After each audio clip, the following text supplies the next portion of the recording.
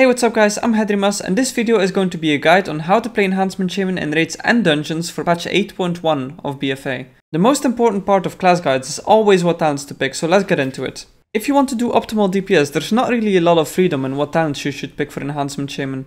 Single target and AoE situations have nearly the exact talent setup with the exception of one talent. The first talent you should pick is Lightning Shield. What this talent does is basically it damages enemies that attack you, which only really has an effect in the open world. But the second effect it has is the reason why we picked this. Every time you use Storm Strike, the shield generates 2 stacks. Once those stacks get to 20, you will start generating 100 Maelstrom over 10 seconds, which allows you to spam your spenders more often. Besides that, there's also the effect that it does nature damage with attacks, which gives it some more DPS besides the Maelstrom generation.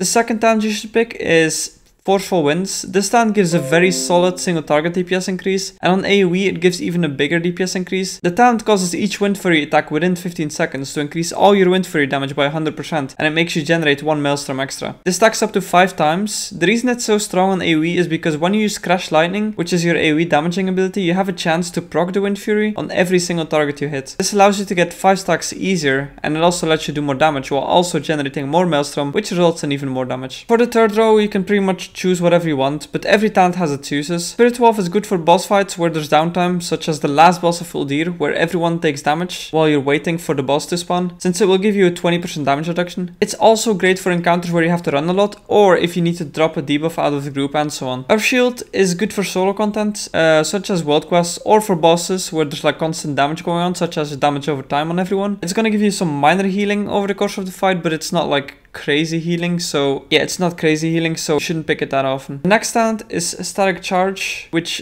should be used on Mythic Plus pretty much most of the time. It reduces the cooldown of Capacitor Totem by 5 seconds for each enemy it stuns, up to a maximum reduction of 20 seconds. So basically it reduces the cooldown of your Capacitor Totem from 60 seconds to 40 seconds if you hit 4 targets or more. For the level 60 talents, you don't really have a choice. Searing Assault is way better than all the other talents. The other talents both require some micromanagement, while Searing Assault barely changes your rotation, while also doing the most DPS if you simulate it. The next talent row, you have a choice again. You have Nature's Guardian, which is really good for situations like boss fights where there's a lot of damage going on, because it could save your life if everyone is taking a lot of damage and you drop below 35% HP. If you heal for 20% of your health, it could save your life because the healers have a lot to do, obviously. Also in Mythic Plus, since sometimes if there's a lot of spike damage going on and the tank is getting a beating or other people are getting a beating, it's good to have this talent so you don't die, basically. The second talent you can pick is Feral Lunge. This talent lets you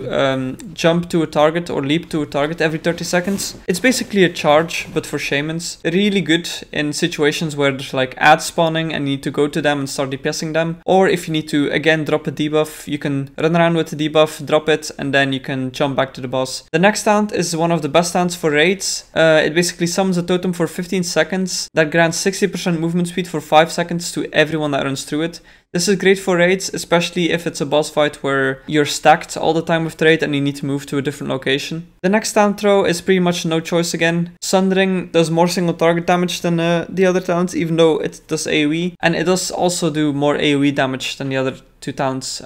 Every 40 seconds you can use it, and it basically does a lot of AoE damage, plus it stuns the targets for 2 seconds, which is great for Mythic Plus, so you should always take it. So if there's like 5 mobs casting, since a lot of mobs in BFA have casts, if there's 5 mobs casting, if you use this, they will get stunned / interrupted for those 2 seconds. Also, it doesn't work with the diminishing returns of stuns, so if you use too many stuns already, this will still actually interrupt the enemy. The next row is, you have a choice here, you can choose either one of these. Elemental Spirits is mainly used for Mythic Plus. Basically what it does is it reduces the cooldown of your Feral Spirits by 30 seconds. It also gives both of your Feral Spirits an effect. The first effect is Fire, which increases your fire damage and causes your Lava Lash to leave a dot on the enemy. The second effect is Frost, which causes your attacks to deal extra frost damage and slow the target for 3 seconds. And then you have the last effect and the best effects in most situations, which increases the damage of Storm Strike and Wind Fury by 35%. This wolf is by far the most valuable, especially on AoE situations in my opinion, so this talent should be picked in most AoE situations such as Mythic Plus.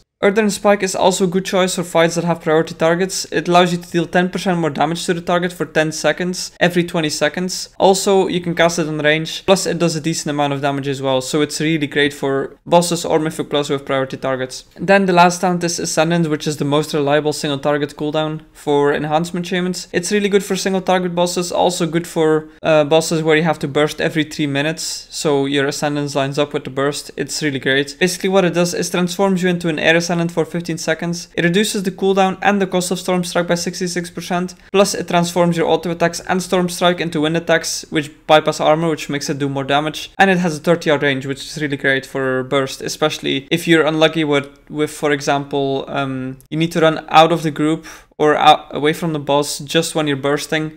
You can still actually attack the boss because of the range of the attacks. So a typical talent setup for raids would look like this, where you have Nature's Guardian, or you can choose Windrush Totem. It all depends on the boss. Also for the last talent throw, you can choose any of these three. It really depends on the fight. Elemental Spirits for AoE, Earthen Spike for priority targets, and Descendants for pure single targets. Then a Mythic Plus setup would usually look like this. Instead of Nature's Guardian, again you can choose Windrush Totem or even Feral Lunge. I like Feral Lunge, but on higher Mythic Plus, Nature's Guardian might be your best friend because it could save your life. For stats on your gear, you want to be going for Agility first, then Haste, which is the most important of all of them, then Crit and Versatility, both are kind of equal, and then Mastery. Of course, the importance of these stats changes depending on your current gear. So what I recommend you do is you either go to Raidbots and check what your stats weights are, or you sim it yourself via the SimCraft application on your PC. But first what you need to do is download the SimCraft add-on, so you do /simc, then you copy this and then you paste this in Raidbots. So let's take a look here at what I got from Raidbots. It tells me my agility is 1.83, then I have haste on 1.36, crits 1.23, versatility 1.19, and then mastery on 1.16. These values are going to change completely depending on how much haste, how much crit, and so on I have. So of course, never always use the same weights, and every time you swap out a piece of gear you can simulate again. Of course, I recommend if you have a lot of pieces of gear, just put on your best stuff,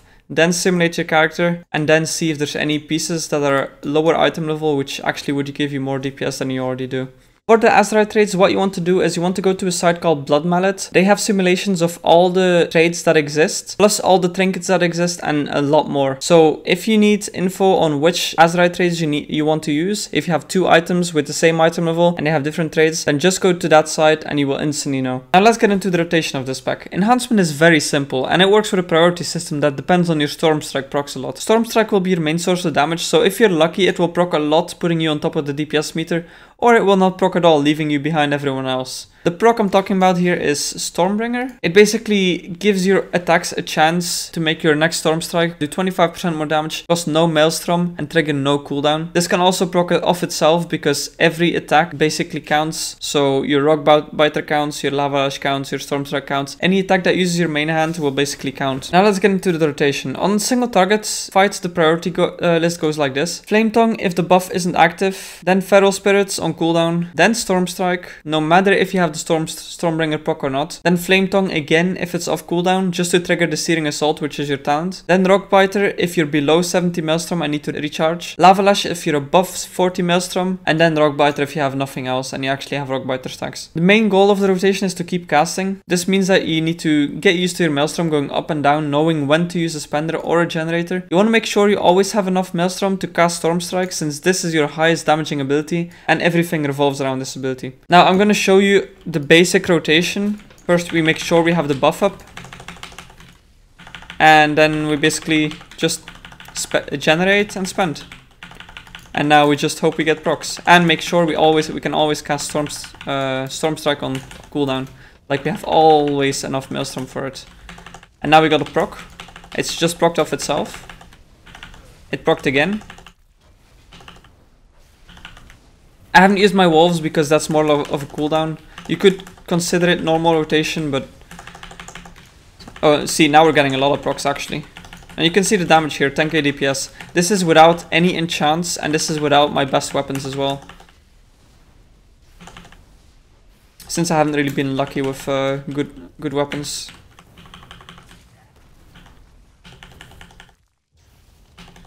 $11k DPS. I'm not even... This is all without heroism, without cooldowns or anything.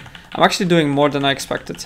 Now we're gonna get the shield buff. We got to 20 stacks. Now we start generating a lot of Maelstrom. So you need to make sure you don't cap during this time, since you actually generate a lot and it's very easy to cap, especially if you have Storm Strike procs.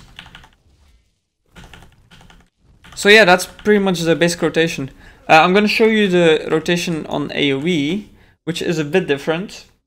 Basically, when you cast Crash Lightning on 2 or more targets, it will cause all of your Storm Strikes or Lava Lashes to also hit all the enemies for a fixed amount of damage. So this is basically your top priority to keep up above everything else in AoE situations. Okay, so let's go. We keep this up.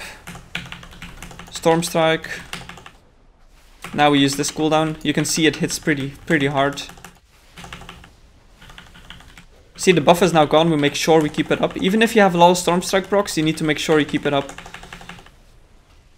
Also, I suggest that you get a weak aura pack if you don't have any, because this will make your life a lot easier, especially for just tracking your cooldowns, basically. There's a lot of people that when they play, they track their cooldowns by looking at their bar on the bottom of their screen, which you want to have your vision in the middle of the screen, basically, so you can always see if there's something on the ground next to you or anything, really. So if you don't have any weak auras, I really suggest you get them.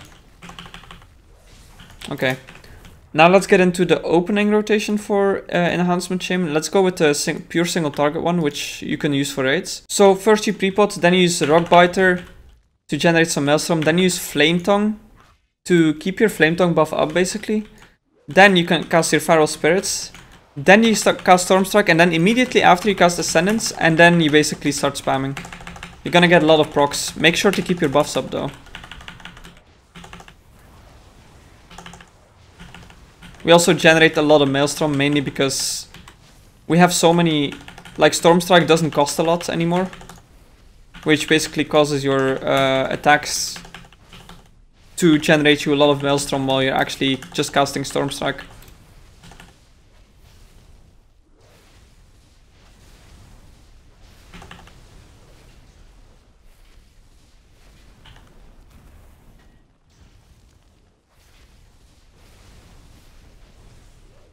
Also, I didn't use my cooldown, but that's because I don't use it. I just want to show the basic rotation. You basically, when you use this cooldown, the AoE cooldown, the Sundering, you use it after Storm Strike and after Flame Tongue. So basically, if you have Flame Tongue down, if you have Storm Strike down, then you use Sundering, the AoE. Anyway, that was it for the guide for Enhancement Shaman. I hope you enjoyed it. I hope you learned something from this guide. If you have any questions, you can put them down in the comments. If I missed anything or I gave some wrong information, also please put it in the comments so I'm aware of it and I can make a note of it for the next time. Anyway, thanks for watching. Subscribe if you want to see more of these guides or more of my videos in general, and hopefully I'll see you next time.